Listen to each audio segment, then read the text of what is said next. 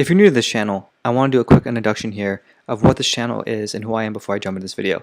So, my name is Sanjay Rai, and I'm a software engineer at Adobe. In the channel, you're pretty much going to have a Google level software engineer, which is myself, teach you how to code. And in this channel, the goal is for you to have somebody who's an expert in programming and be able to look over their shoulders and see how they code and gain insights that would normally take you years of trial and error and experimentation, actual applying things in order to have. So with that being said, I'm going to jump straight into this video. So in this video, I'm going to break down how an expert level programmer looks at HTML. So pretty much what happens is when you have a web browser and your web browsers are pretty much like Chrome, Firefox, Safari, or an Explorer, the main job that these browsers do is they take what's called an HTML file and they use a set of instructions, and these set of instructions display a page for you. So pretty much right here I created an HTML file and I saved it on my desktop, and you can see it right here under test.html. And this HTML file isn't anything fancy, it's just regular plain text that I copied and pasted from some website. So what happens is the browser, it reads HTML files, and depending on the set of instructions you leave in this file will determine how the page looks like, the end result of the pages. So pretty much the thing you need to know is what an HTML file is. It's any file that has a .html extension, and these files are used primarily by your browser in order to render pages to you. So the other thing you need to know is an HTML file can be created using any regular text editor. So if you're on Windows, you can use Notepad, and if you're on Mac computer, you can use TextEdit. And all you need to do is once you create your file, you do File, Save As, and you just save it as the name of the file you want, followed by this this .html extension, and that will define it as an HTML file, and that will tell this .html will say, hey, this is a file that the browser needs, or the browser is able to read. So then the browser will read this file, and depending on what instructions you put on it, it'll pretty much render it however you want. So with that being said, I have already created this test.html file, and all you have to do to open it is you click on this file, you right click on it, you open with, and you choose a browser. So in this, I could use Firefox, Safari, Chrome, and then these are text editors like brackets, Sublime, TextEdit. Currently I'm using Sublime, but it doesn't really matter. So after you right click and open the file, what you'll see is this page. So pretty much this file is it's just regular text, there's nothing special about it, but you can see that there's some potential here that this page is actually loading. There's no spaces or anything, but the page is actually loading, it's rendering, and the browser is able to read it. So the thing is, the reason why there are no spaces in between these headings and these paragraphs that you see is because we didn't tell the browser where to put the spaces, how big the spaces should be, what font to use, or anything. So right now the browser is just using default settings that are built into it, and the default setting is to pretty much just put everything in what's called inline and just add no formatting to it. But now we're going to do some HTML here, and what we're going to do is we're going to add p tags. So p tags is a very basic tag that you can have, and I'm going to go ahead and add these to the whole page. And a p tag basically stands for a paragraph tag. So I'm going through and I'm adding these p tags, and what a paragraph tag does is if I made the file like this, right, it'll say anything after this, anything that starts with this opening tag and ends with this closing tag, anything after that, you create a new line. right? So if I put it like this, this one's just for example, but you'll see the same behavior because these white spaces, as you can see here, and these line breaks don't really do anything in this file. So after I add these p tags, whoops,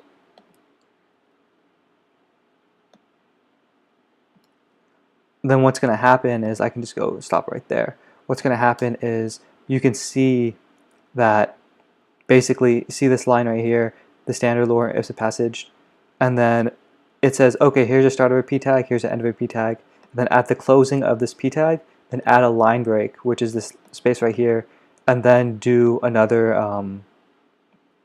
paragraph.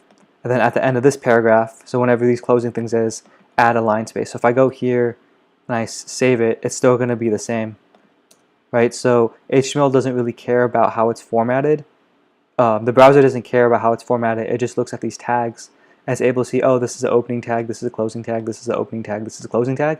And unlike us, since we're human, it's way easier for us to see it with spacing. The browser doesn't really care.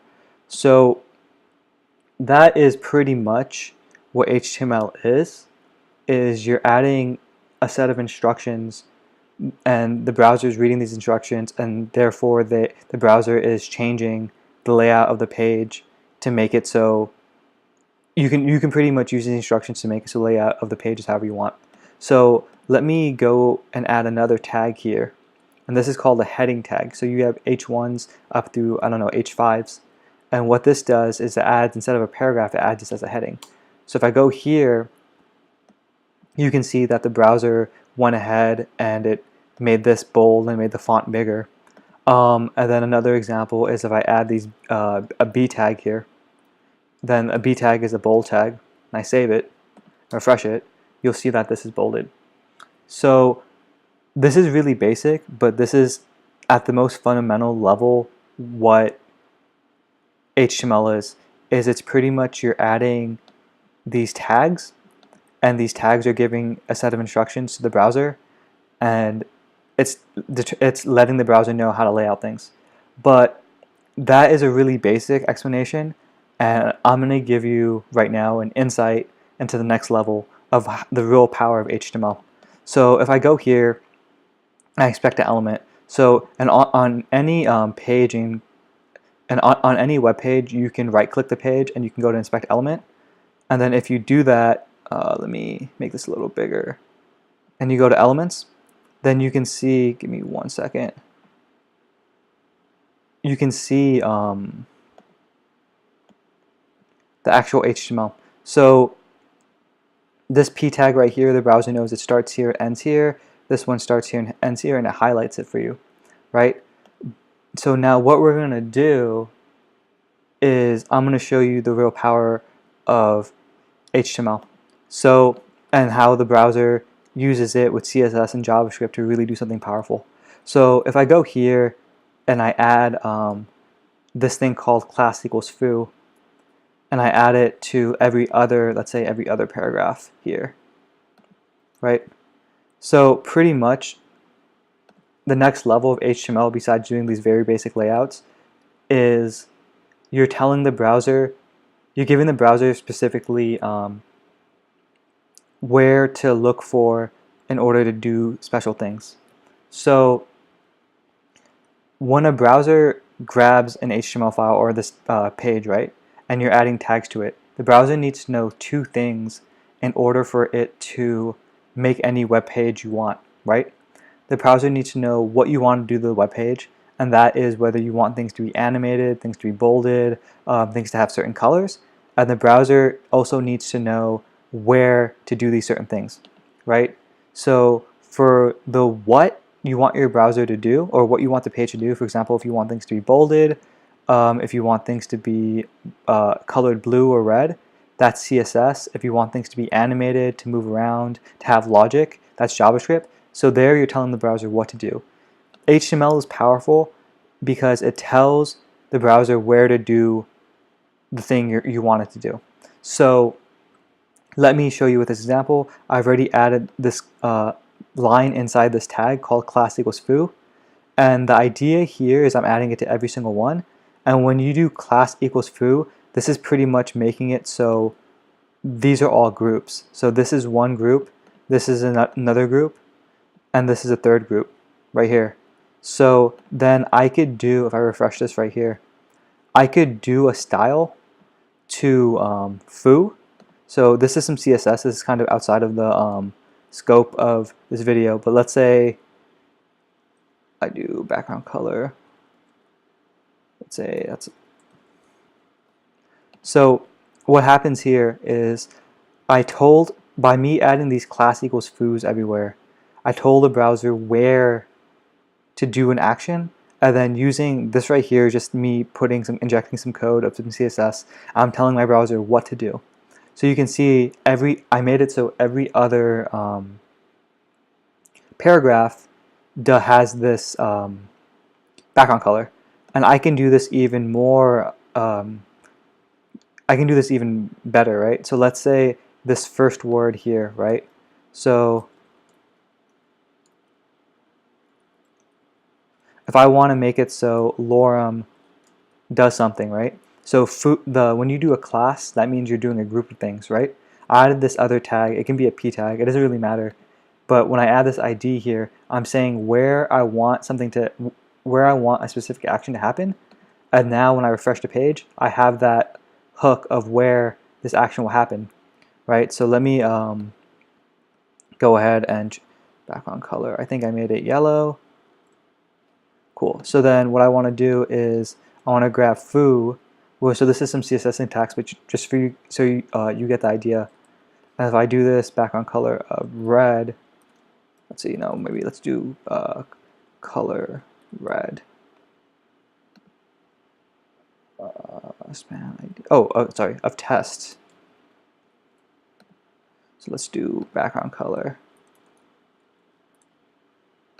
Yeah, so if I do that, so pretty much with HTML, the main idea and the main takeaway I want you to get from this is, I could even do this with JavaScript, but the main idea is, let's see, document.get element ID, let's say foo, no, I think I made it as test, and then let's do inner HTML equals new. So the idea is, the big idea and the big takeaway, and pretty much the only thing you need to know about CSS or of HTML is HTML tells the browser where to do a specific action, and then you use things like JavaScript or CSS, which I made for these colors, to define what specifically you want to do.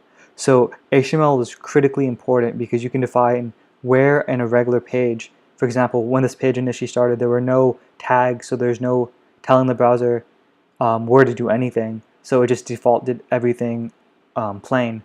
But by adding these tags and adding more classes and IDs, I can get really granular and tell the browser what specifically to do, where to do it, and the browser will then do that action that I want it to do. So that's the main idea, that's the main takeaway that you need to get for HTML. That's pretty much the only thing you really need to understand and really need to know. And with that being said, that's the end.